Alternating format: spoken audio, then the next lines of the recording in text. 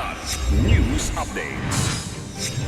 Mga balita ngayon, 7 NPA sumuko sa Agusan del Sur. Babae natagpo ang patay sa loob ng paaralan sa Cotabato. Presyo ng langis nakaambang tumaas sa susunod na linggo.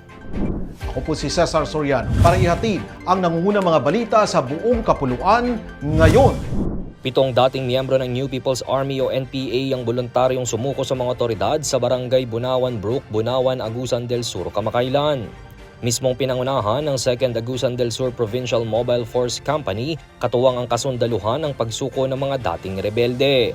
Isinuko din ng mga ito ang isang AK-47 rifle, isang M1 carbine at 5 improvised 12-gauge shotgun. Isa sa ilalim ng mga sumukong rebelde sa dokumentasyon para maisalang sila sa Enhanced Comprehensive Local Integration Program o ECLIP ng pamahalaan. Natagpuan ang bangkay ng isang babae sa loob ng isang library sa Minapan National High School sa Tulunan, Cotabato nitong Huwebes, January 15.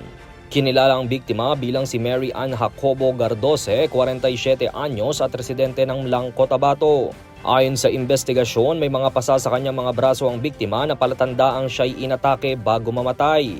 Itinuturong pangunahing sospek ang isang security guard ng paaralan na agad umanong tumakas matapos ang insidente. Kinumpirma rin na ang biktima ay hindi guro o estudyante ng paaralan, kaya't mas lalong umigting ang usapin sa seguridad sa loob ng campus. Kasalukuyan nang isinasagawa ang manhunt operation sa suspect at investigasyon kung ano ang naging motibo sa krimen.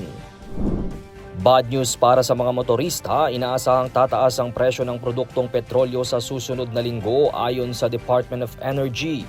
Batay sa monitoring ng DOE, posibleng tumaas ang gasolina ng 0.60 centavos, diesel ng 1.35 pesos at kerosene ng 1 peso kada litro. Maaari pa itong madagdagan ng hanggang 0.50 centavo kada litro dahil sa iba pang gastos. Ayon sa DOE, ang posibleng pagtaas ay dulot na rin ng tensyon sa Iran at paghina ng piso na umabot sa halos 59.46 pesos kontra dolyar. Para sa Kidlat News Channel, ito si Jai Reyes, nag-uulat.